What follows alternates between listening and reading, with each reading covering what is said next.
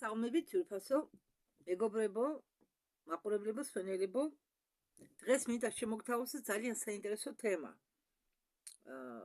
ჩემთვის საინტერესოა მაგალითად, მაგრამ ეს იმას არ ნიშნავს, რომ ყველა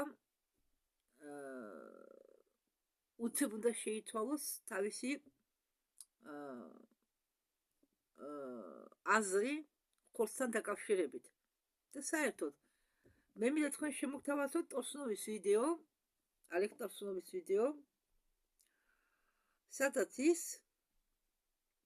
ყვება თუ რატომ არა სასურველი ჭამო არა მარტო ხორცი, არამედ სოკო და საერთოდ რა კატეგორიებზე ნაწილდება პროდუქტები. ხორცი, თევზი, სოკო და ასე შემდეგ. ახლა თქვენ მე მგონი ძალიან საინტერესო თემაა. მაინც რომ გქონდეთ ყველას წარმოდგენა თუ რა საკვები როგორ მოქმედებს ადამიანის ორგანიზმზე და არა მარტო ფიზიკურ სხეულზე, არამედ ადამიანის წვრილ სხეულებზე, ადამიანის ფსიქიკაზე. იმიტომ რომ საკვები პირდაპირ დაკავშირებული მაგალითად ხომ არის შემთხვევები, როდესაც თქვენ კარგად დანაყდით, ადექით კარგად დანაყული მაგიდიდან და ძალა გამოგეცალათ, ან ჩავარდით რომელიღაც პროდუქტის მიღების გამო დეპრესიაში. ხო, ეს თუ ის პროდუქტი რაღაცნაირად მოქმედებს ჩვენ წვრილ სხეულებზე, ჩვენ ფსიქიკაზე, ჩვენ ტვინის მუშაობაზე. მაშინ დავიწყოთ.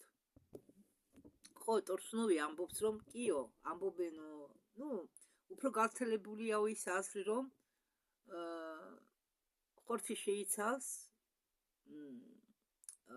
სარგებელ ნივთიერებებს და საჭიროა, მაგრამ არის აგრეთვე არასასურველი ხორცს აქვს არასასურველი მოქმედებები,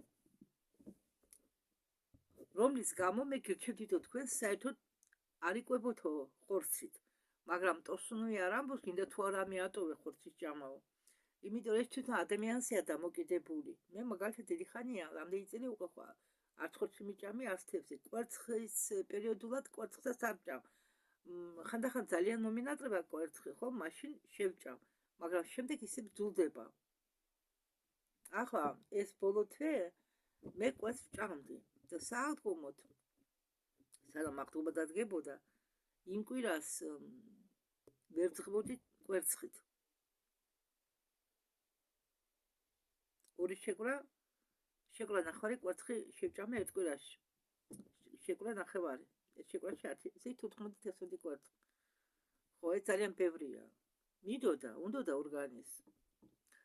მაგრამ ახლა როდის ორგანიზმი როგორ მაგნობიებს მე რომ კვერცხი არ უნდა. კვერცხის მიმართ კვერცხის სუნზე მაქვს გულისრევა. მაშინ ესე იგი ორგანიზმს მეტი არ უნდა კვერცხი. და ეს ხომ ვიცი მე და მე მესვი ჩემი ორგანიზმის, მე ორგანიზმი ლაპარაკება, მაგზნობიებს. თუ გული მერე ვაკვერზე, ესე იგი всё, ორგანიზმს კვერცხი არ უნდა. ხო, არის მაგალითად ზოგი პროდუქტები, რომლის ჩამო მე მივატოვე. მაგალითად კომბოსტოს მიმართაც. ერთხელ ორჯერ თუ ჭამე კომბოსტო, მე უკვე კომბოსტოს მიმართაც გულისრევის შეგრძნება მაქვს. ესე იგი ორგანიზმს არ უნდა. ორგანიზმი მაგზნობიებს, როდის რა ვჭამო, როდის სამოთხოვნილება აქვს. არა, ხორცის მიმართ არა. მე თუ მაგალითად ინტერნეტში ხომ არის რომ აჩვენებენ შეჯიბრებებს, იღებენ ვიდეოებს, დაბა ვინ რა სჭამს. ხორცს, ღორის ხორცს, საქონლის ხორცს, ქათმის ხორცს, ვინ უფრო მეტ შეჭამს.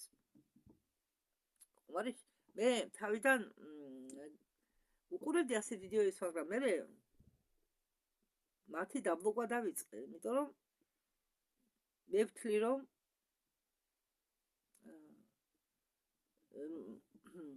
ინტერნეტში იმის ჩაწერა თუ შე როგორ ჭამს საკვებს მithumedes ხორს როდესაც ხალხი შიმშილობს მე მაშინ არაეთიკური სხვა საქმეა ყავას სვამ ჩაის სვამ უბრალოდ ისე ან იღებ კერძების კეთების პროცესს ეგ სხვა ამბავია მაგრამ შენ ღორივი დაშლები ეკრანთან და იტენი პირში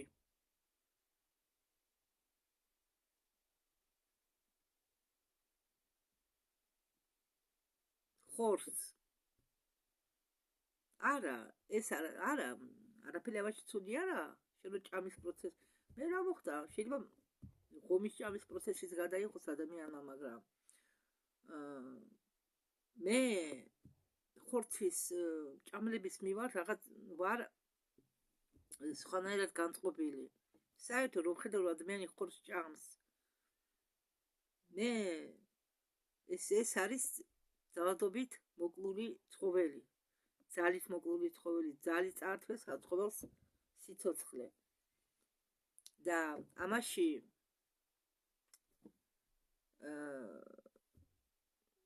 კარმის გაგება ჩადებული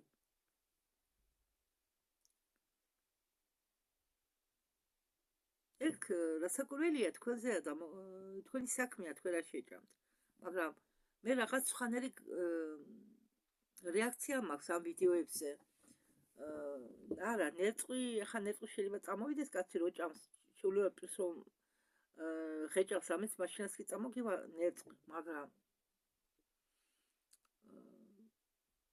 თევზი რა ვიცი ახლა თევზი შეიძლება მე თევზის ჭამა დავიწყო იმიტომ რომ თევზი ყველაზე დიდი ცოდვაა როდესაც შენ ჭამ ძროხის ხორცს, საქონლის ხორცს და ღორის ხორცს. იმიტომ რომ ღორის ხორცი ღორი შექმნეს ატლანტების დროს, როდესაც არსებობდა ატლანტიდა, გარეული ტახის გენი გაურიეს ადამიანის უბრალოდ გარეული ტახის გენებს გაურიეს დნმ-ს გაურიეს ადამიანის დნმ-ი. თავიდან ადამიანზე უფრო მეტი ძლიერი არსება შექმნეს. ხო, რომელსაც ჰქონდა ადამიანზე მეტი ქრომოსომები და 12 სპირალი დნმ-ისა. ხო, იმ დროს ღორი, ხო, ღორის სახით, ღორი შექმნეს, დიდი უზარმაზარი ადამიანზე მეტი სიმაღლის იყო, მაგრამ ეს ღორი გაიქცათ და პანიკა დათესა მოსახლეობაში. ეს ღორი როგორღაც დაიჭირეს და გადააკეთეს. სპირალი ამ ღორს დაუკვეთეს ორ ესა დნმ-ი დაუკვეთეს ორ სპირალამდე ქრომოსომებსაც მოუკლეს შეამცირეს უბრალოდ ქრომოსომები და გახდა ჩვეულებრივი ხომი მეთქი ჩვეულებრივი ღორი რომელსაც დღეს ქვია შინაური ცხოველი მაგრამ არასდროს არ გაგჩენიათ აზრი ხო ახლა მე თემას გადავუხვიეთ ცოტა თემა კი რა ამ თემას ეხება იგი რასაც ტასუნოვი ამბობს მე უბრალოდ ვამატებ ახლა ეს ვიდეო ხელა გათავდება დიდი ვიდეო არა და მინდა ცოტა შევავსო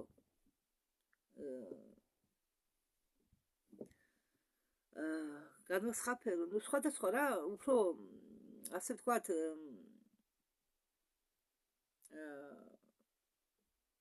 იყოს ეს ვიდეო როგორ გითხრათ აზიანი უფრო შევსებული მაგალითებით ხო შევსებული მაგალითებით და არასდროს გაჩენია არავის აზრად რატომ იყენებენ ღორის ორგანოებს გადასანერგვად დიახ ბოლო დროს ღორის ორგანოები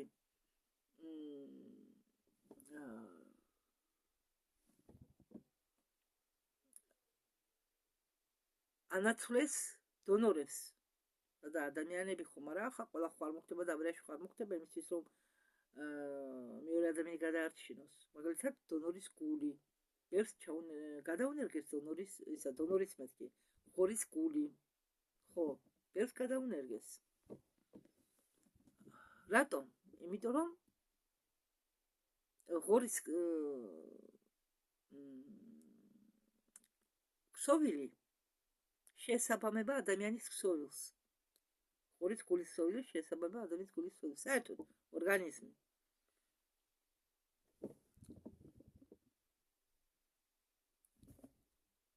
ხო, მაგრამ ბევრმა არ იცის რომ ღორში არის ჩადებული ადამიანური დნმ. ესე იგი რა გამოდის? ვინც ჭამს ღურის ხორცს, უდრის კანიბალს. არა, ეს თქვენი ნება. დედამიწაზე არიან ისეთი ტომები, რომლებიც ადამიანებს ჭამენ, თავის ცოლებს ჭამენ, თავის შვილებს ჭამენ. დიახ, არის ასეთი ტომი. სადაც ქალები 40 წლამდე არ ძლებენ, რადგან ადრე ხდებიან ან კლავენ ქმრები და გვამს კი არ მარხავენ. როდესაც ძვლები დარჩება, მერე ძვალს რომ მარხავენ. მანამდე ხორცს ჭამენ, მთელი ოჯახი ჭამს. და შვილებიც ბევრი ყავთ ამ ხალხს. აჩინებენ რატომ და ხანდახან ბეზდებათ მაგათ ახლა გარეული ცხოველების ჭამა, ყოველთვის ერთ და იგივე ჭამა და ხანდახან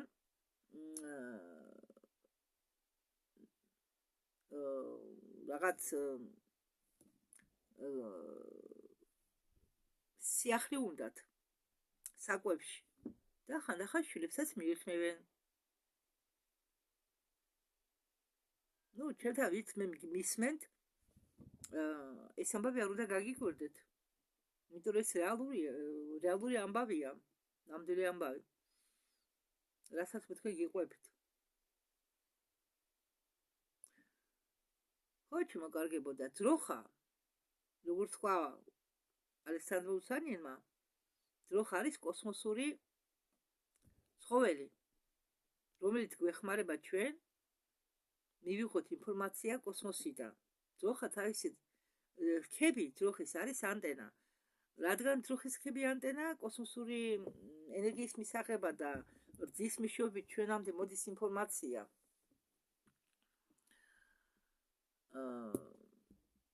ალბათ ცხვარი არ ვიცი და ალბათ ვინც ქიანი ალბათ ყველა ღებულობს კოსმოსურ ინფორმაციას, კოსმოსურ ენერგიებს.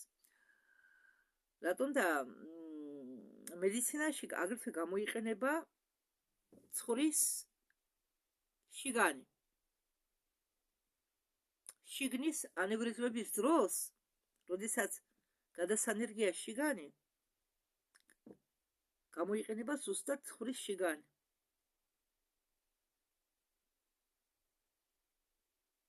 იმისთვის რომ, ესე იგი ადამიანმა თავისი მძიმე ცხოვრება გაიხანძლებო, კლავენ სხვა არსებებს. ცხვარი განა ცოცხალი სულიერი არსება არ არის, ღორი განა ცოცხალი სულიერი არსება არ არის, მით უმეტეს ღორი არის ჩვენი უმცროსი ძმები. ღორები არიან ჩვენი უმცროსი ძმები, რადგან მათში არის ადამიანური გენი.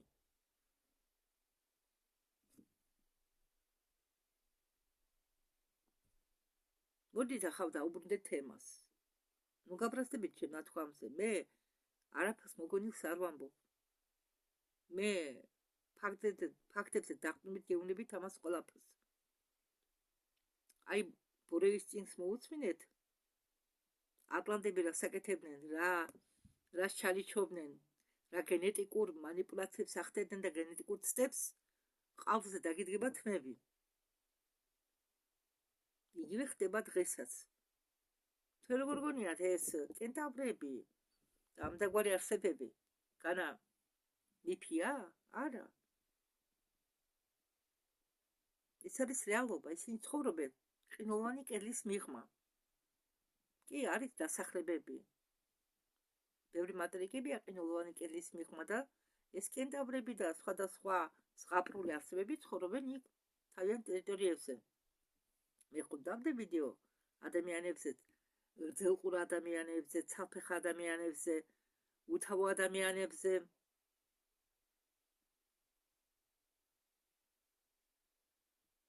ხო? სამწუხაროდ ძაღლის კიდე ჭამენ ზოგ ქვეყნებში. კი, მაგრამ სინგაპურში, ტაილანდში მიღებულია ძაღლის კერძები. ესე იგი, იქ არა, რუსეთშიც გავრცელებულია მიფი არა. გავრცელებულია ასეთი რაღაცა, რომ ტუბერკულოზის წამალი, უებარი წამალი არის ძაღლის ხორცი. და რამდენი ძაღლი შეეწერა იმისთვის, რომ ადამიანს მორჩენოდა ტუბერკულოზი.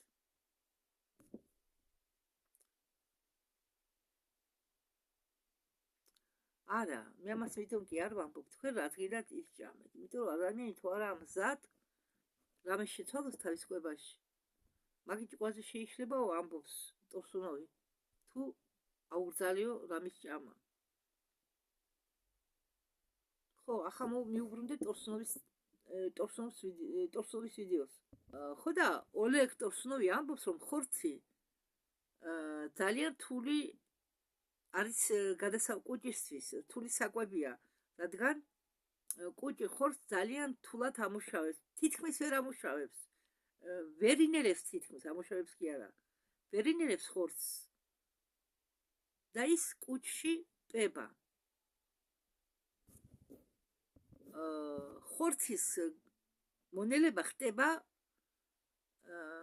ძალიან ნელა კუჭში. ხო, შემდეგი პრობლემა შედგება იმაში, რომ ჩვენი ფიზიკური პლანის გარდა ჩვენ გვაქვს ფსიქიკური პლანი.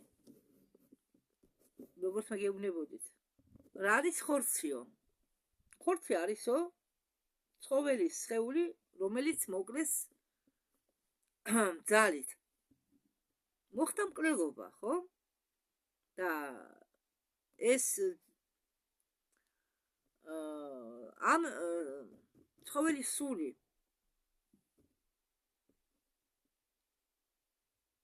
ხო მიყოფება, როდესაც ჩვენ გამომდივართ გამსახიერებიდან, როდესაც ვტევით. ჩვენი სული ხომ ჯერ წვრილ სხეულებშია. წვრილ დონეზე, ასწავლოს დონეზე, ხო? ჯერ სანამ წავა, დედამიწის და სანამ აბა ზევით. და ამ ფსიქიკურ პლანზე ეს მოკლული ცხოველის სული, რადგან ეს ამ ცხოველის სული იმყოფება სივრცეში, რომელიღაც სულიერი სხეულის წვრილი, უბრალოდ წვრილი სხეულის დონეზე, პლანზე და მისი სული დაკავშირებულია ჯერ სხეულთან, სანამ ის არ დალპა. სანამ სხეული არ დალპება და არ მიიღებს მიწას, სხეული არის სული არის სხეულთან. და იმ ცხოველის სული არცად არ მიდის, სანამ ხორცი ახალია, ის არ ტოვებს თავის სხეულს. თუ ადამიანს გააჩნია სული, ცხოველებსაც გააჩნია სული, ყველაფერს გააჩნია სული.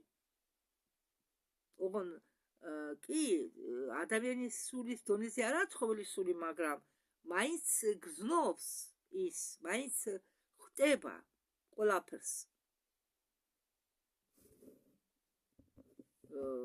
დამპალ ხორცს ხომ ადამიანები არ ჭამენ, ჭამენ ახალ ხორცს, ხო და სანამ ის ახალი ხორცი არსებობს, სული არცად მიდის, ცხოველის სული არცად მიდის.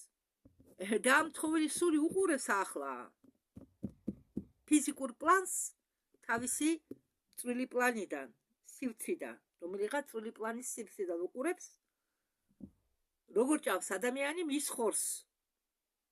ახლა თქვენ წარმოიდგინეთ, თქვენ მოჰკრეს კაცჭამიებმა, გაგფატრეს, ან ხარშავენ აქ წვავენ შუა კოცონზე. თქვენ იქედან უყურებთ ამ თქვენ ხორცს როგორ მიირთმევენ, თქვენ ხომ იქედან მათ წყლას დაუწყებთ, ინერვიულებთ ხომ, ასევეა ცხოველის სული. ის იწყებდება ცხოველის სული.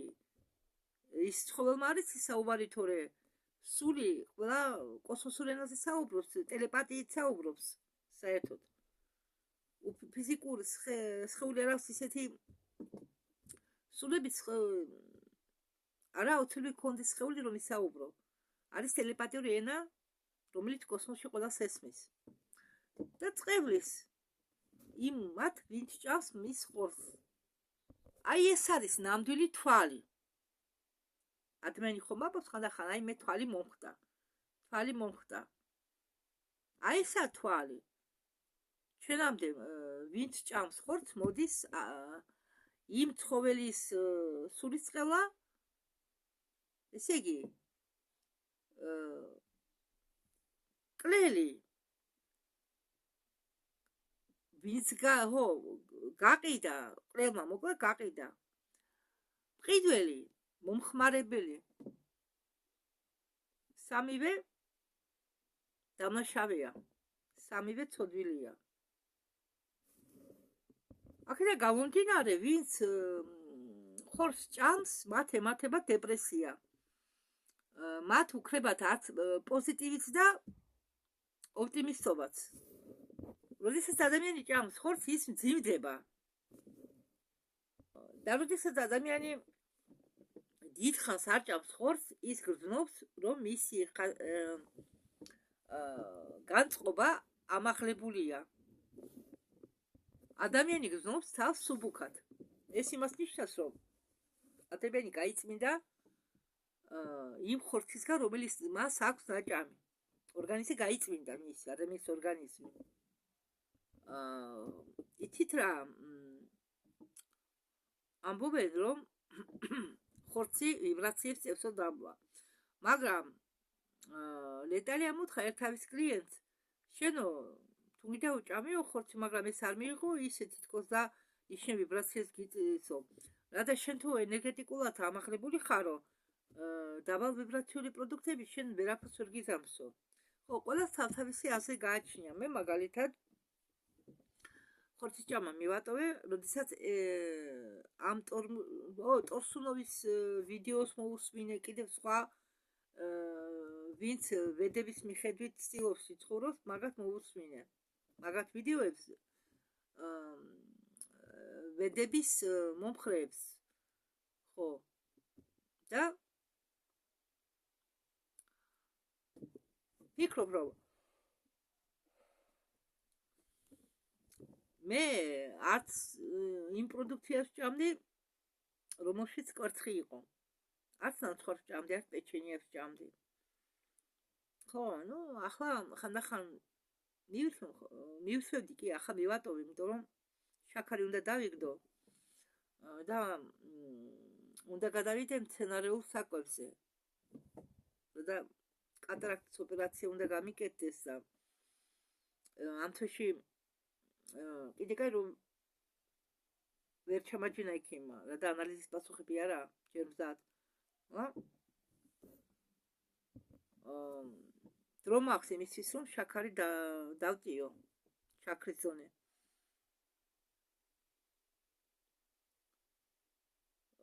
საერთოდ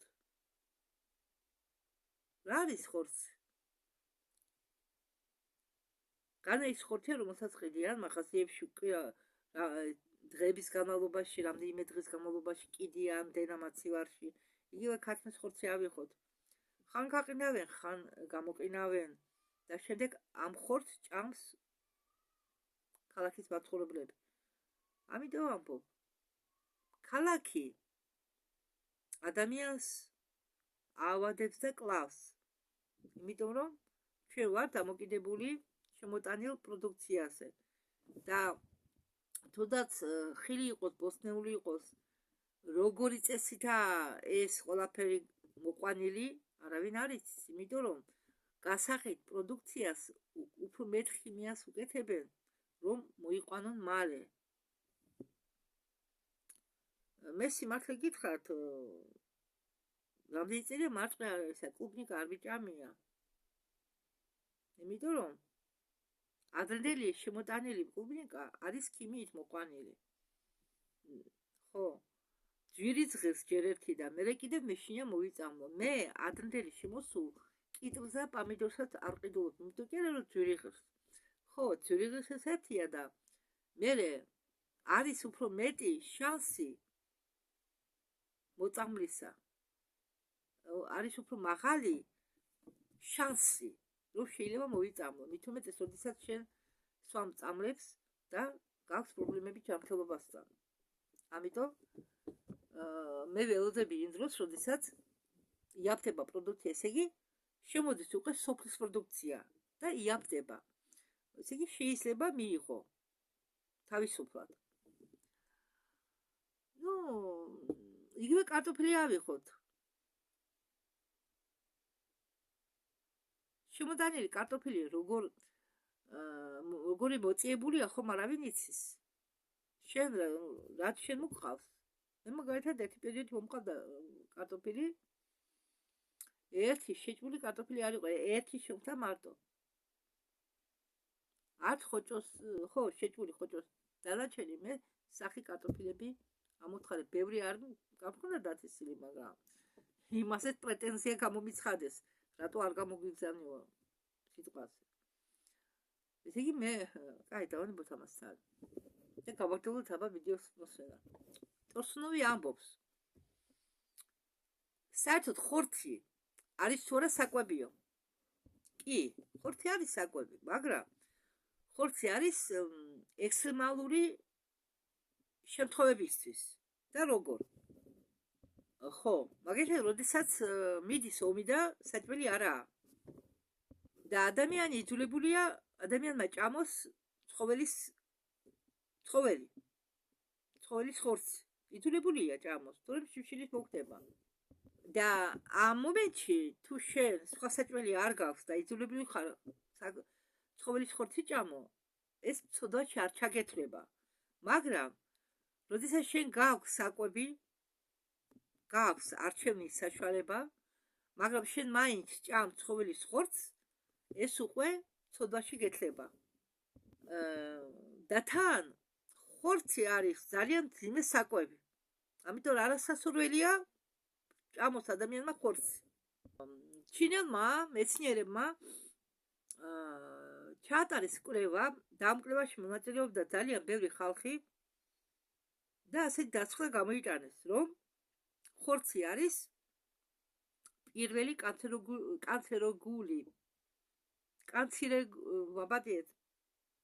კანცეროგული ნივთიერება, რომელიც იწვევს სიმსივნეს.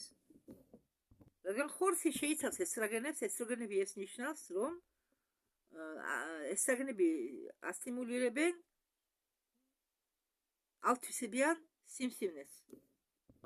არის ხორცის სხვადასხვანაირი სახეობა და ყველა ხორცი არ უნებს ადამიანს. ეს დამოკიდებულია ცოცხალი არსების განვითარების დონეზე. მედები ხსნიან, რომ არსებობს სამი სტადია ცოცხალი არსების განვითარებისა და ადარებენ ამ მდგომარეობას ძილთან. დავიდები ამბობენ, რომ მცენარეები ეს არის ცხოვრება ძილში, ოღონდ სიზმრების გარეშე. მცენარეები ცხოვრება უდრის ძილში ცხოვრებას, ოღონდ სიზმრების გარეშე. კი, მცენარეები გრძნობენ ბედნიერებას, მაგრამ ისინი თავის თავს ვერ აღითქვამენ. ხომ გესმის? ვერ აცნობიერებენ თავის საკუთარ თავს. მაგრამ მცენარე გრძნობს ბედნიერებას, ის იმყოფება ღრმა ძილში.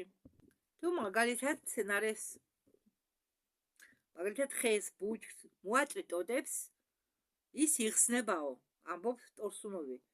მცენარესაც წკივა თურმე, როდესაც აჭრიან ტოტებს და იმის გამო, რომ მათ ტოტებს უჭრიან, ის იხსნება და იზრდება. იმ მოჭრილ ადგილას იზრდება.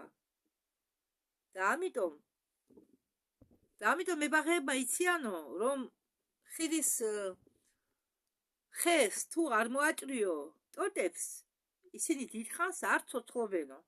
მე მაგალითად ეს არ ვიცოდი. მე მეგონა ტოტებს იმიტომ აჭრიდნენ ხეებს, რომ მიმართულება მისცენ. და ხეს თუ არ მოაჭრე ტოტებს, ის დაბერდება ადრე და თუ გინდა რომ ხე იყოს მუდამ ახალგაზრდა, მას უნდა მოაჭრო ტოტები. ხშირად მოაჭრა უნდა ტოტები. მაგალითად იერუსალიმში არის ზეითუნის ხეების ბაღი, სადაც თავის დროზე ლოცულობდა იესო და ამ ხეებს აჭრიან ტოტებს. და ეს ხეები სულ ახალგაზრდულად გამოიყურებიან და სულ იძებიან ნაყოფს. არის სიცოცხლის შემდეგი ფორმა, რომელსაც უწოდებენ მზე,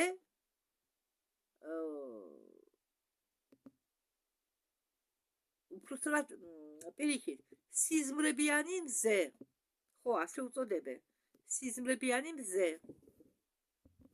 ამ სიცოცხლის ფორმაში ცოცხალი არსება გრძნობს თავისავს თითქოს დილში, მაგრამ მას იმავე დროს გააჩნია იმის გაგება, რომ ის ცოცხალია, რომ ის ცხოვრობს. ამ ცოცხალ არსებას ახსოვს თავისი თავი. ის ცნობს თავის თავს.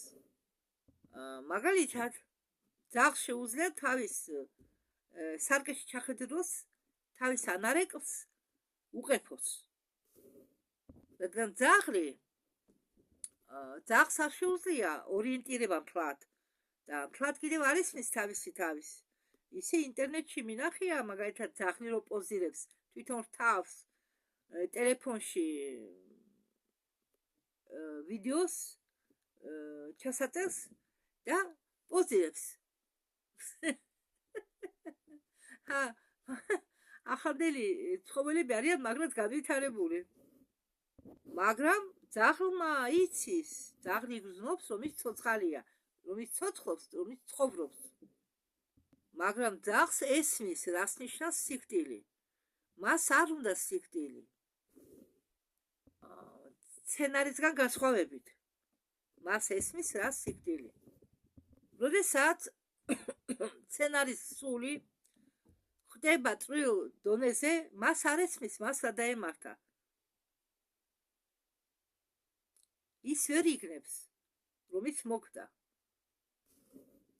მაგრამ როდესაც ძაღლის სული წვრილ პლანზე აღმოჩნდება, მას ესმის თუ მას რა დაემართა. და ამიტომ ის ეწინააღმდეგება იმ ადამიანს, ვისაც ხელი მიუწვდება მის სიკვდილში. და ვინც ბრალშია ამ ძაღლის სიკვდილის, ამ ძაღლის ნეგატივი უბრუნდება მას, ამ ადამიანს, კლელს აგრესიის სახით. და ამ ადამიანის ორგანიზმში იწყებს განვითარებას ფოროტება. ამიტომ ადამიანი, როდესაც ღებულობს ხორცს, უნდა იყოს ფრთხილად ამ პროდუქტთან. ცნობიერების გახვეწება ბევრი ცხოველების სახეობაში ხდება სხვადასხვანაირად. რომ ავიღოთ მედუზები, მათ არანაირი ცნობიერება არ გააჩნიათ თითქმის. ისინი თითქმის უდრიან მცენარეებს. მაგალითად, სოკოები. სოკოები ეს არის ფორმა,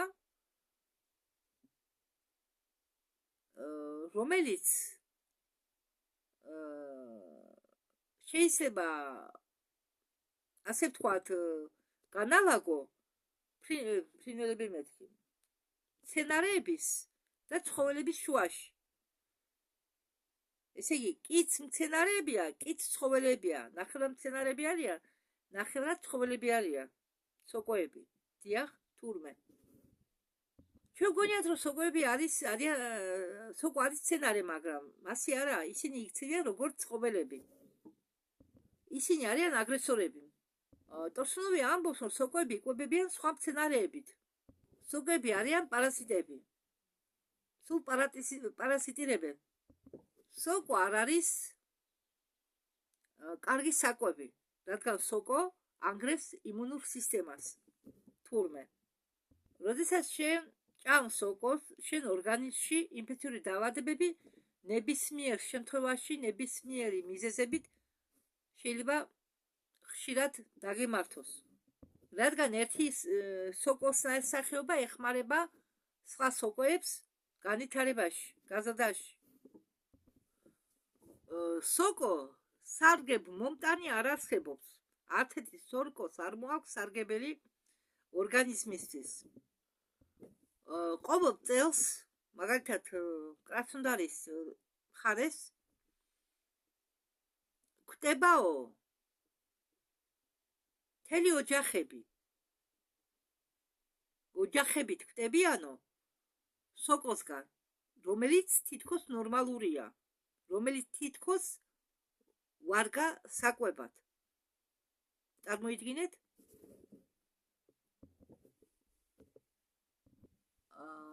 სოკოები გაიზარდა უადგილო არანორმალურ ადგილას ან უდრო დროს. მაგალითად, როდესაც მოხდა მზის გამოსხივების აქტიურება, მზის ამორქვევის აქტიურება, სოკოები ხდება საშიში მისაღებად. ან დაუშვათ რომელივე საველე თაგუნიამ გადაწყვიტა მუქდარიყო და მოხდა ამ სოკოებზე ზედ და ამ სოკოებს შეიწოვა ამ თაგვის შხამიანი გამონადენი. ხომ იხსნება სხეული და ესწონი შეისრულდა ამ სოკოებმა და შემდეგ ეს სოკო რო შეჭამოს ადამიანმა და საკურელია მოიწამნება და მოხდება. ტყის სოკოების ჭამა, რაც არ უნდა კარგი სოკო იყოს, საშიშია. მით უმეტეს დამჟაებული სოკოს ჭამა ყველაზე უფრო სარისკოა. არასდროს არ ჭამოთ დამჟაებული სოკო, რადგან ასე შეიძლება თქვენ აიყიდოთ სტალპნიაკ, რომ ხვავდება. ქართულად არ მახსოვს რა ქვია მაგ დაავადება, სტალპნიაკ. დაკოდილ ცხოველებს რომ ემართება ხოლმე თუ ნიადაგში, ამ სტალპნიაკის ჭხირებია. მაპატიეთ, არა, მაპატიეთ სტალპნიაკი კი არა, ბოტულიზმის დაავადების რისკი ყველაზე დიდია.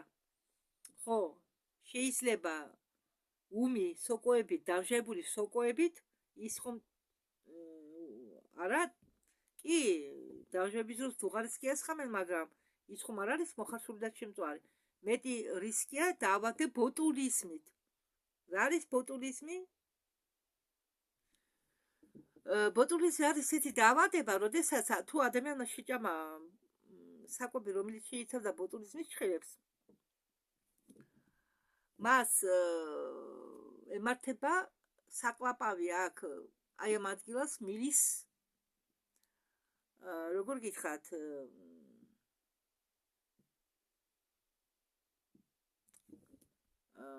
საკლაპავი მილის პარალიჩი. და ადამიანი ვერ კლაპავს. წყალსაც რომ სვავს, ცხვირიდან აქეთ აფრხვებს. ძალიან საშიში დაავადება, შეიძლება ადამიანი გარდაიცვალოს. მაგრამ ბოტულიზმით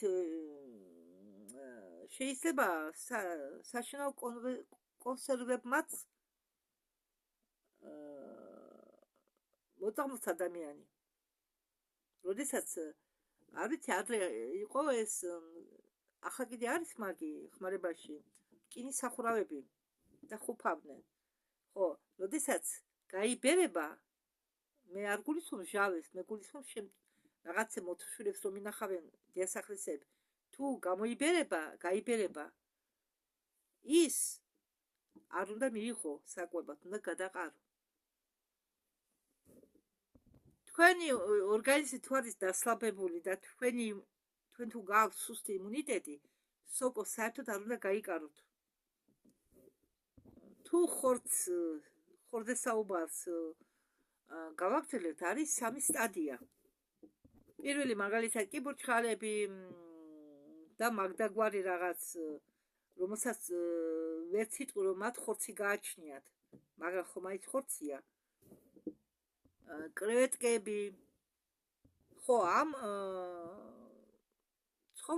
ცხოველები დავარქვათ ახლა, ხო ის ცხოველებსაც ვერ დაარქვე, მაგრამ და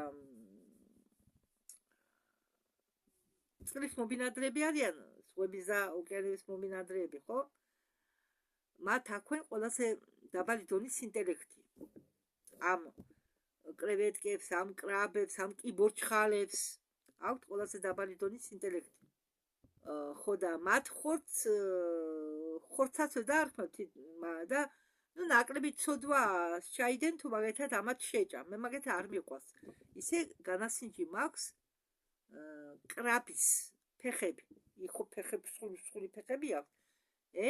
ბიძაჩემა დაიჭირა ყავში, რეჩხში, პატარა ვიყავი მესამე კლასში. და ადგილზე შეწვეს, ისეთი გემრიელი იყო, ისე მომეწონა. ხო, აი მაშინ პირველად და ბოლოჯერ გავხიჯე ის მე. კიბორჩხალები არასდროს მიჭამე, იმიტომ რომ იქ უნდა ამოწოვო მათი სითხე და სტუდენტობის პერიოდში ჩემ ხაზზე გამიყიდა ეს კიბორჩხალები. ნარინჯისფერი კიბორჩხალები რა. ხორციც არ აქვს მაგათ, სადა აქვს მაგათ ხორცი. თუმცა წვენი უნდა ამოწოვო. მე ვერ ვჭამე. არ თვითონ ისეთი შეხედულობა მქონდა მაგ კიბორჩხალებს, მადასაც არ აღვიძებდა. პირიქით, მადას მიკლავდა. კარმა თუ შეჭამა ამათ დაბალია. მაინდამაინც არ მოთხოვენ ამისთვის ისეთ პასუხს, როგორც ხორცის ჭამის გამო. ხო, ესე იგი, კარმის საკითხის ხური ნაკლებია სასჯელი ამათ გამო. იგივე ავიღოთ ახლა თევზებიო, ამბობს ტორსუნოვი. თევზები თითქმის საკუთარ თავს არ აცნობიერებენ. მათ ძალიან სუსტად აქვთ განვითარებული ცნობიერება. და მართლმადიდებენ მონასტრებში ჭამენ თევზს, მაგრამ არ ჭამენ ხორცს. შემდეგი საკვები, რომელიც სარისკოა, საშიშია ცნობიერებისთვის, მაგრამ ნაკლებად საშიშია, ამ კატეგორიას მიეკუთვნებიან ზემნავოდნე. მე ხა ზემნავოდნე ვნახე ინტერნეტში და გადამითრნა როგორც ამფიბიები და ამფიბიები ეგ სხვა, მაგრამ წყლის მომბინადრეები როგორც რაც წყალში ცხოვრობს მცირე ზომის, ეს არის ბაყაყი, შეიძლება ამფიბიაც შედის მაგაში და ამდაგვარი არის უკოკინები, რომლებიც წყლის მცენარეებზე ბინადრობენ, ხო, და ფრინველებიო. ხო, ამათ ცნობიერება ძალიან სუსტად აქვთ განვითარებული, მაგრამ უფრო ძლიერ არ აქვთ განვითარებული ცნობიერება ველურ ასეთ ცხოველებს, როგორც ბაჭიაო და ასე შემდეგო. მაგრამ უფრო ძლიერ აქვთ გონება და ცნობიერება განვითარებული სხულფეხიან ცხოველებს, როგორც ძროხა, როგორც ღორი. ძროხა არა. გარეულ ცხოველებს, დიდ ცხოველებს, ეს როგორც ირემი და ამდაგვარი ცხოველები ხომ დადიან, მაგათ აქვენ უფრო მეტად განვითარებული ცნობიერება და გონება. და უფრო ძლიერ აქვენ განვითარებული გონება და ცნობიერება საშინაო ცხოველებს.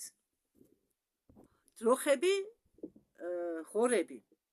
ხო, ამათ აქვენ მაგრამ განვითარებული ცნობიერება და გონება. ამათ მიეკუთვნებათ კიდევ ძაღლები, კატები და კარმიული დატვირთვა ყველაზე მკაცრი. ყველაზე კარმიული დატვირთვა ხდება მაშინ, როდესაც თქვენ თუ თქვენ შეჭამეთ თქვენი გაზრდილი ცხოველის ხორცი. მაგალითად, ძროხას ხომ ვუვლით, ვეფერებით, ვაჭმევთ, ან ხპოს, ხო? და შემდეგ დავკალით. სიყვარულს უხსნიდით, ხო? მერე დავკალით და ვჭამეთ ეს ხორცი. ყველაზე დიდი კარმიული დატვირთვა აქვს ასეთ ხორცს. ყველაზე მძიმე ცოდვა არის ეს. მარტო საქონელს არ ეხება. მაგალითად, ძაღლებს ამრავლებენ. ეფერებიან. ულიან და შემდეგ ამ ძაღლებს ჭამენ.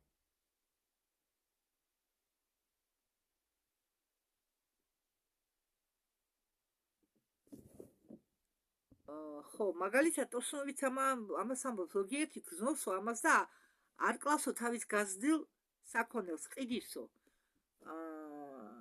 ასევე მაგალითად, მამაჩემს ძროხა რო ყავდა, მამაჩემ გაყიდა ძროხა, იმიტომ რომ მე ვერ შევჭამო ჩემი ძროხის ხორცს, ჩემი გაზრდილი ძროხის ხორცს. და გაყიდა ამიტომ, თვითონ არ დაკლა, ცოცხლად გაყიდა ძროხა. და ასე ბევრი იქცევა, მაგრამ ბევრი კლავს, ხორცი უნდა. ხბოს დაკლავს, ჭამენ ოჯახში. ერთი ხალი ჩავიდაო ტაილანდში. და შევიდაო ერთ რესტორანში, მან არ იცოდა ის რა რესტორანი იყო. თან ამ ხალს ყოლია ძაღლი. და უთქვიაო ვიღაცისთვის ჩემ ძაღლს მიხედეთ თუ შეიძლებაო. კიო, მივხედავთ თქვენ ძაღლს. უპასუხეს. ხო, ეს ხალი იყო ტურისტი. და მოუთხოვე ახლა საკვები სადაო, ამდენ საკვები რატო არ მოგაქვენო? მოითვინეთ ახლა მზადდებაო თქვენთვის საკვები. და როდესაც ამ ხალს მოუტანეს, თურმე ამ ხალის ძაღლი დაუკვლიათ, მომზადებიათ კერძი და მისი ძაღლის კერძი მიუწმევიათ ამ ხალზე. იქ თურმე მოდიან თავის ძაღლებიანად, ადგილობრივები, როდესაც ძაღლის ხორცის ჭამა უნდათ. და იმ ძაღლს კლავენ, ამზადებენ და აჭმევენ და ამ ხალმა რა იცოდა? ამას უბრალოდ ყავდა ძაღლი თან წამოყვანილი და უნდა ცოტა ხანი ძაღლი ვიღაცასთან დაეტოვებინა და ეს ძაღლი დაუკვლიათ. და ამ ხალის უმზადებიათ, ამ ხალს ისეთი ისტერიკა დაეწყო, კინაღამ გადაყვაო ამ ძაღლს. ერთი ამბავი დააუთენებია იქა იმათვის. კვერცხი არ არის ცოცხალი საკვები. ნუ ესე იგი ჩვენ არაფერს არ დავაშავეთ იმით, რომ კვერცხს შევჭამთ, მაგრამ ვედების მიხედვით ვედები არ გვირჩევენ იმ საკვების ჭამას, რომელიც გამოდის ქვედა ჩაკრის ცენტრებიდან, ესე იგი უკანალიდან. ქათმის კვერცხი ხო უკანალიდან გამოდის, ფრინველის კვერცხი, მაგრამ მე ახლა ამათ კითხვა უნდა გავუგზავნო. შეკითხვა უნდა დავუსვა. იგივე ვედების მიხედვით ცხოვრობდნენ სლავიანები, მაგრამ სლავიანები აღნიშნავდნენ პასექს. ისე არა, ეს პასექი რომ შემდეგ ეკლესიამ მიითვისა და გადააკეთა თავის გემოზე. არა, ეს პასექი რეგულარულად ერთ და იგივე დღეს ყოველ წელს იზეიმებოდა. და ახლა რომ თვლიან აღდგომას იქეთ ხან აქეთ, ხან იქეთ, მასე არ იყო. და ქრისტეს აღდგომა და პასექი ეს სხვადასხვა დღესასწაულია. ამიტომ მე თავს ვარიდებ საერთოდ ადამიანს მიულოცო ეს დღესასწაული, რადგან მე ვიცი რომ ეს აღდგომა, რომელსაც აღდგომაზე იმობენ, როგორც ქრისტეს აღდგომაზე, თან პასექის დღესასწაულიც ჩააკვახეს ამ დღესასწაულში. ვიცი რომ სხვადასხვა დღესასწაულია. ქრისტეს აღდგომა სხვა, პასექი სხვა. უბრალოდ ერთმანეთს დააკავშირეს და არც კი ვიცი რა მოულოცო ადამიანებს აღდგომა თუ პასექი. კი, ქრისტე აღდგა ვამბობ, მაგრამ პასექი რა შვაშია? ხო, ამას ვამბობ. და პასექის დღეს იღებებოდა კვერცხები. და ამ კვერცხებს ხომ ჭამდნენ? თუ ვედები ამბობენ რომ არასასურველიაო ჭამო, რადგან ქვედა ჩაკრებიდან გამოსული საკვებიო ცნობიერებას სურისო და გონებას რევსო. მაშინ რატო ხებავენ კვერცხებს? რატო აღნიშნავენ პასექს? თვარე ლელიას დაღუპასთან დაკავშირებით, რადგან თვარე ლელია ქონია კვერცხის ფორმის, ყოფილა კვერცხის ფორმის თვარე. კვერცხის ფორმა ქონია ამ თვარე ლელიას. ხო და ერთი ამათ უნდა ვკითხო. იცით რა მიყვირს ინტერნეტში? არ დაიჭირება ყველაფერზე. იგივე ავიღოთ, წამლები ავიღოთ. ახლა მე ვიწვეთ ამ ემოპროქსინს. თვალში გაუმჯერა იქიმა. წერია, რომ წნევას აგდებს. მოქმედებს როგორც ჰიპოტენზიური პრეპარატი.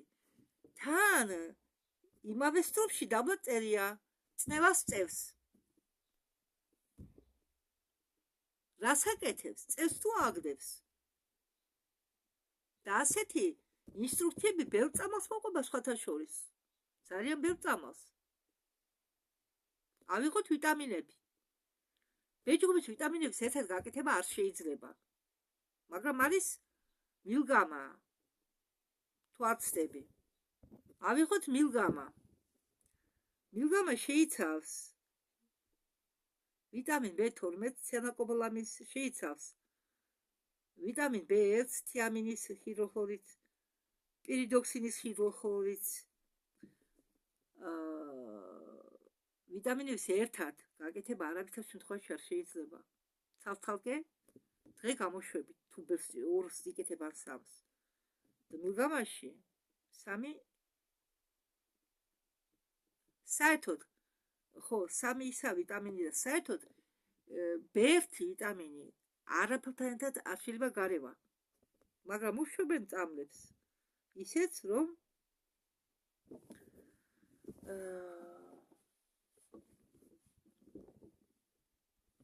და უნიშნავე. როდესაც ზადორნოს კითხესო, რატომ არ ჭამოკვერცხს? იქ ეს ხო ცოცხალი საკვები არ არისო? არაო, მაგრამ ეს არის ქართლის აბორტიო. უპასუხა ზადორნოვმა. ზადორნოვი არის პაროდისტი რუსეთის, რომელსაც უყვარს პაროდიების გაკეთება ქართველებზეც, საქართველოსაც ხოლმე.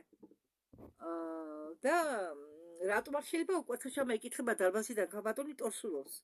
იმიტომ რომ ცნობიერებას оскверняет сознание. ცნობიერებას ეთიტუთით ხო, იმიტომ რომ კვერცხები უწავსო ცნობიერებას. გადამაგდო ახლა. და ტორსუნოვი ეკითხება იმ ქალბატონს, ვინც ეს კითხვა დაუსვა. თქვენო ქალის პლანცეტა შეჭამთო? სეკურელი არაო. იგივეაო ეს, პლანცეტაო იგივე, ოღონდ ქათმის. ხო, მაგრამ ეს იმას არ ნიშნავსო, თქვენ დღეს ყველაფერი უნდა მიატოვოთ, ყველაფრის ჭამას, რაც მამნიაო, მაგრამ თქვენ რომ დღესო უცებ მიატოვოთ ყველაფრის ჭამა, თქვენი ჭკვარზე შეიშლებითო, რადგან შინაგანად თქვენ არ ხართო მზად იმისთვის, რომ რამე საკვებზე თქვათო ვარი. მე მესმის ახლა რაც ტორსულოვმა თქვა, ესმე ჩემ თავზე მას გამოცდილი. მე მაგალითად მჭირდება დრო, რომ მივიღო რამე გადაწყვეტილება. იგივე საკვებთან დაკავშირებით.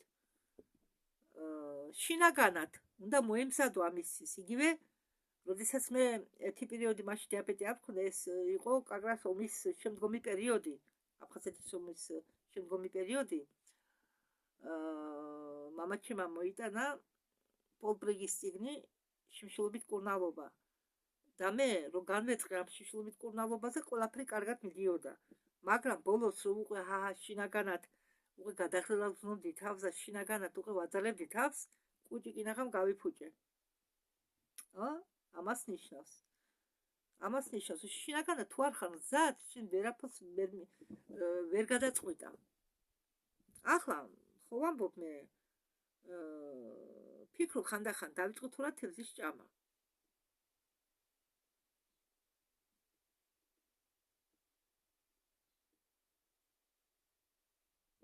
თავს ვიკავებ. ახლა მოთხოვნილება მაქვსო და გიჟდები და ახლა მე ძალიან უნდა, ორგანიზმიც არ თხოვს მე ძალიან. ხანდახან ისე თუ არა, არ თხოვს. ხორთ ახლოს არ გავიკარებ. მაგრამ ხანდახან ფიქრობ, რა მოხდება თუ ქათმის ხორცი შევჭამო, მაგრამ სულთა ქათმის ხორცს სადიშოვი დღეს და დღეს ახლა ისეთი დროა. ადვილად შეიძლება კარმის აკიდება, კარმის საჭელის აკიდება. იმიტომ რომ ეს კვლელობას უძრის. დღეს ქათმის დაკვა არის იგივე კარმის საკიდება. ნუ არა, ეგ უკვე მაგას ვამბობ მე ადამიანის შინაგან განწყობაზე, ადამიანის მომზადებაზეა დამოკიდებული. მე მაგალითად, ნუ ეხა თუ ეხა სხვა საჭმელი არ იქნა, მაშინ შეჭამის რაც არის რომ გადარჩი, მაგრამ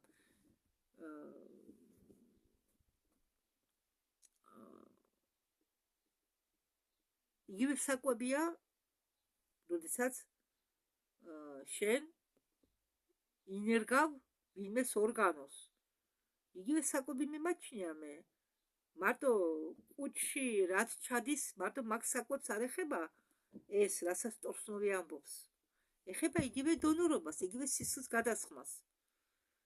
ჩვენ რომ ვენებში ვისხამთ ცხვის სისხლს, ეს იგივეა ჩვენ დავლიოთ სისხლი. ხომ იგივეა? ესე იგი ჩვენ რომ ჩვენი სიცოცხლე გადავარჩინოთ, მაგრამ სისხლს ძალით არავის ართმევენ. სისხლს ადამიანი აბარეს ნების ყოფით, სურვილით, მაგრამ ხომ მაინც, ხომ ეს ადამიანურია. კანიბალის უდრის, მე ვფიქრობ, კანიბალის უდრის, როდესაც ადამიანი ისხამს სისხლს. კანიბალიზმს უდრის, როდესაც ადამიანი ინერგავს ან ის ადამიანურ ორგანოს. თუმცა აქ იკეთება სიცოცხლის გადასარჩენად, მაგრამ ზოგ ადამიანს აწერია სიკვდილი იმ დროს, მას უნერგავენ ორგანოს და უხანძლებენ სიცოცხლეს. ამით იქ მათი გეგმებს შლიან. ამით სულის გეგმას ფუშავენ. იმიტომ რომ ის რომ დაავადდა და ის უნდა მოგდეს, რაღაც პერიოდი აქვს დაუშვათ დაფიქსირებული და ის უნდა მოგდეს ამ დაფიქსირებული პერიოდის ბოლოს. შენ ერევი ღვთაების გეგმაში, რომელიც დაგეგმეს შექმნელმა და სულმა. ხო, მოვიდეს ამ დროს, იცხოვროს ამდენი ხანი, შემდეგ გახდეს ავად და შემდეგ წავიდეს, თუნდაც ბავშვი იყოს. შენ ერევი ღვთაებრივ გეგმაში. შენ სულს დროზე არ უშვებ, რომ იმ სულს ეგება დაგეგმილი ქონდა აქედან რო წავა ამ დროს ის საქმე გააკეთოს, შემდეგი დავალება შეასრულოს, ხო? და შენ რა შვები? აი მაგალითად გოგო რო სწავლობს, დაუშვათ უნივერსიტეტში ჩააბარა, იწვალა, ბიჭი იტაცებს გოგოს, მე არ უშვებს სასწავლებად. ცოლად მოყავს და სახლიდან არ უშვებს. აი, ხო, ასეთნაირად იფუშება გეგმები. მაგრამ ეს ხო ღვთაებრივი გეგმაა, ჩვენ ვერევით ღვთაებრივ დაგეგმილ გეგმაში. ვუნერგავთ თირკმელს. აი ახლა ცოცხალ მაგალითს მოგიყვებით. აგერ ჩვენ ნაცნობი ახლობელი კაცი შვილი ყავდა,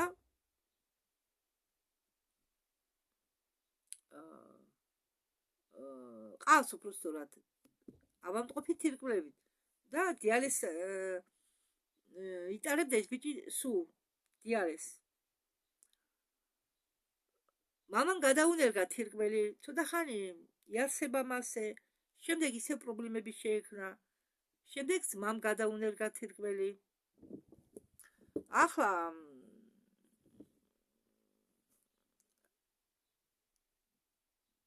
იმ მამის არიცი, მამის გადანერგული თირკმელი თუ დარჩა, ამას მე ვერ ვიტყვი.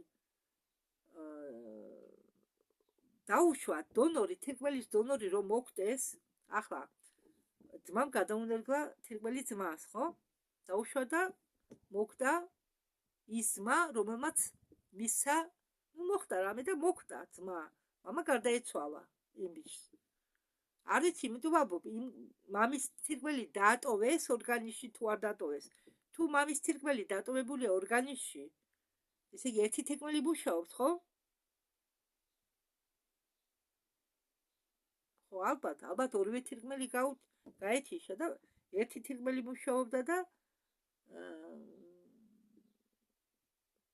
ვერ გეტყვით მაგრამ თუ მამის თირკმელი დატოვებულია მამის სული არცად არ წავა შვილის გვერდით იქნება და შვილსაც ამოსწოს ენერგიას მაგრამ თუ ძმაც მოხვდა დაუშვათ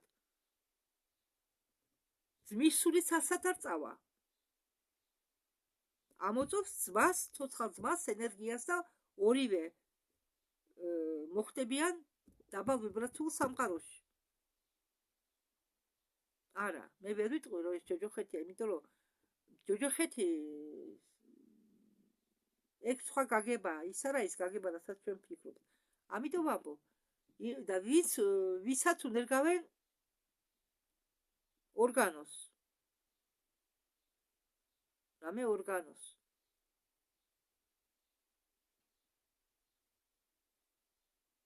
ეგ არის ორი სულის დაღუპვა მერწმუნეთ ჩვენ ფიზიკურად ხედავთ ყველაფერს ხო მატერიალურად მაგრამ თქვენ რა იცით რა ხდება წვრილ პლანზე ბელმა არ იცის რა ხდება წვრილ პლანზე კი ძალიან რთულია სიცოცხლეს გამოისალმო და მშვიდობ როდესაც იცი შენ ხვდები ძალიან რთულია მithumedes თუ გონია რომ ეს ერთადერთი ცხოვრება და შენ ვერ იცხოვრე ისე როგორც გინდოდა მაგრამ იმათვის ვინც იცის რომ ეს არ არის სიკვდილი არ არის საბოლოო განაჩენი ეს არის ავატარის სიკვდილი და ჩვენი სულის გადარჩენაზე უნდა იფიქრო ადამიანმა კი იტყვის ზოგიერთი ლაპარაკი ადვილიაო მართალია ლაპარაკი ადვილია და ჩემ თავზე ბევრჯერ დამისმია კითხვა ლალი შენ ახლა აი ამ არჩევნის წინაშე რომ დადგე როგორ მოიქცევი ძალიან რთულია თქვა სანამ არ დადგები არჩევნის წინაშე როგორ მოიქცევი ძალიან რთულია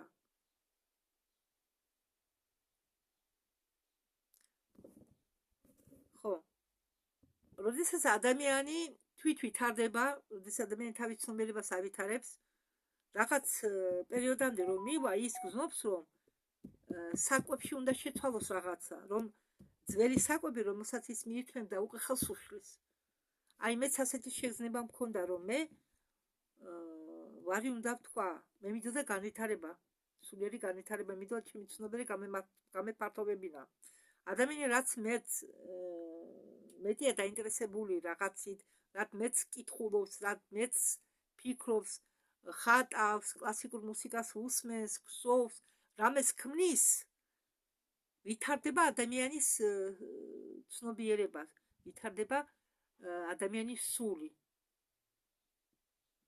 იცით ეს როგორა ავიღოთ ადამიანის სული თავიდან თესლს ჩამოგავს ხო ეს თესლია მცენარე მე ის გადადის ზევით ადის ხდება ცხოველი შემდეგ ზევით ადის ხდება სული დიდი ცხოველი შემდეგ გადადის ხდება ადამიანი და ასე ყველის ფენოვანი ყველივით ფენა იძენს ამ ფენებს ეს სული თუ სული იბადება ამბობენ 7 სხეულებითო მაგრამ ადამიანში სინამდვილეში არის ჩაკრებით მეგულისმობ 154 ჩაკრა მაგრამ ხო ამ სხეულებით ფენებით იბადება 7 ფენი და სიბერისთვის უკვე ის კარგავსო ფენებს ეს სიმართლეა შეიძლება ადამიანმა სიბერეს შეხვდეს 3 ფენით წვრილი სხეულებისა მხოლოდ 3 ფენით დანარჩენი დაკარგოს როგორ ახლა გაიცვითება შენ თუ რამეს აშავებ შენ თუ არ იცავ შენ თუ სულ ეშმაკობ შენ თუ სულ აფერისტობ შენ თუ ცდილობ მაგალითად ადამიანი გადააგდო ადამიანზე ჭორები გაავრცელო, რაც არ შეესაბამება სიმართლეს, ან ბევრი ეთიკური და მორალური დარღვევები არსებობს ცხოვრებაში, რომელზეც კანონმდებლობა არ არსებობს, კანონები არაა მიღებული. ბევრი მიუღებელი კანონები არსებობს ცხოვრებაში, რომელსაც ჩვენ ვარღვევთ. ამ დროს სასაკვირველია სარალდება ჩვენი სულიერი სხეულები. და ამას გზნობს ადამიანი, მე ხელავს მოცილებას, მე ხო უკვე შეჩეული ვარ და როდესაც რამე ისე არის ამ რამეს ვიტყვი და მე შინაგანი ხმა მეუბნება, შენ რა თქვი ახლა? და მე მივხვდები, რომ მე რაღაც არასწორად თქვი, იმიტომ რომ რაღაცა შეიცვალა შინაგანად ჩემში. ამით გზნობ მე აი არა უბრალოდ სიტყვებსაც აქვს მნიშვნელობა. სიტყვებს თავის ვიბრაცია გააჩნიათ და ზოგჯერ დაუფიქრებლად ვიცი ლაპარაკი რაღაცა სიტყვების გამოყენება, ამ დროს ხვდები, რომ არა, ეს სიტყვა არ უნდა გამოვიყენო, რადგან ეს დაბალბრაცული სიტყვა, რადგან ეს სიტყვა მე დაბლოკავს ჩვენ განვითარებას, სულიერ განვითარებას და მართლაც არის. სიტყვებს უნდა დაუკვირდეთ. ტორსუნოვი ამბობს, რომ ყველაზე სულთა საკვები, რომლის დახმარებით ადამიანი ხდება ბედნიერი და ადამიანი ხდება ჯანმრთელი, სცენარეულობა, წვანილები. მაგრამ ეს არ ნიშნავს, რომ ახლა უნდა დაიწყოთო მართლა წვანილების ჭამაო. მაგალითად, მონაზონები შეუძლიათ იკვებონ მხოლოდ რძით და ისინი არ დაავადდებიანო, არ ევადმყოფობენო. ან შეიძლება იკვებონო მხოლოდ წვანილები და არ დაავადდებიანო. ჩვენ არ ვართ მონახები, მაგრამ ჩვენი საკვები, ჩვენ როგორიც საკვები გვინდა, ისეთ საკვებს ჭამთ, მაგრამ ამიტომ მე ხო ფიქრობ, დღევანდელი საკვები სავსეა ქიმიით. სიმართლე გითხრათ, და ცარიელია, ნახევრად ცარიელია დღევანდელი პროდუქცია, რომელიც შემოდის. თუნდაც სოფლის პროდუქცია, რატომაც მიწები არის გამოფიტული. და ჩვენ რას ვჭამთ? არავინ იცის. ჩვენ განახევრებულ ვიტამინებით განახევრებულ პროდუქციას ვჭამთ. გაჟღლენთელი ქიმიით.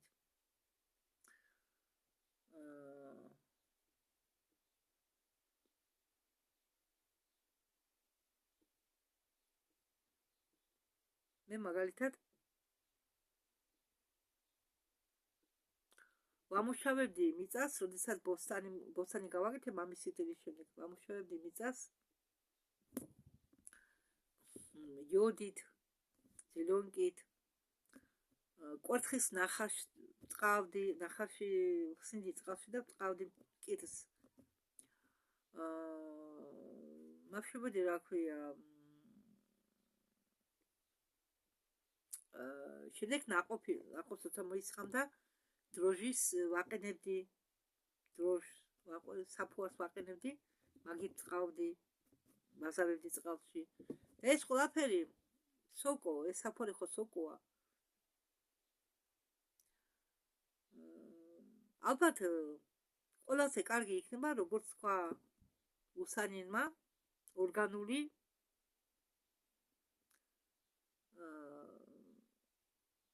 ყვება, მაშინ ძროხები უნდა, საქონელი უნდა ყავდეს. ძროხები უნდა ყავდეს, ძროხა ხარი. მაგრამ ხორცს აქვს მინუსი რაში? თუ ადამიანს დაემართა სიმსივნე, ხორცზე, ტკბილზე და კვერცხზე უნდა თქვას ვარიო. თუ ადამიანს აღმოაჩნდა კეთილთვისებიანი სიმსივნე და ის აგრძელებს ხორცის ჭამას, ის კეთილთვისებიანი სიმსივნე შეიძლება გადაიზარდოს ავთვისებიანში. რატომ და ხორცი ზრდის სიმსივნეს და არ უნდა ჭამო ღამით. რადგან ღამის საკვები ზრდის სიმსივნეს. ხო, ქალებმა უნდა მოარიდნონ თავი აბორტებს, უნდა ამოიღო გულიდან სიძულვილი, სიმბრაზე, შური, თუ გინდა იყო ჯანმრთელი. თუ ადამიანს აქვს კეთილთვისებიანი სიმსივნე, ამ ადამიანისთვის აკრძალულია სიბრაზე, აკრძალულია მოწევა და თუ გაძლევ ჯანმრთელობას საშუალებას, უნდა ირბინოთ, უნდა იმარხოთ, რასაკურელია თუ გინდათ მარხვა. მე ისედაც მარხულობ. მარხულობა თითქმის, მარხულობა ძის ნატარს ნაკლებად ვჭამ. 1000 ერთხელ ხა კვეთს შეიძლება ვჭამო, თორე და უფრო ახლა მით უმეტეს კიდე პამიდორი გაიაფდება, გადავალ კიდე პამიდორზე, გაიაფდება მწვანილები, კიდე პამიდორი რაღაც შემოვა. ხო, კარგით. მოდით ამით დავამთავროთ ახამდელი ვიდეო, თორე მეორე ვიდეო ჩაწერაც მინდა. მეორე მოკლე ვიდეო მაქვს იქ რაზრისავ ექიმი ხორცის ჭამაზე. ხო, მინუსები და პლუსები. ხო, უკვე იქ სხვა აზრი. მე რატომ ისა მოვიდობი ამ თემის თქვენამდე მიტანა ქართულ ენაზე, იმიტომ რომ ეგ თვითონ ადამიანმა უნდა გადაწყვიტოს.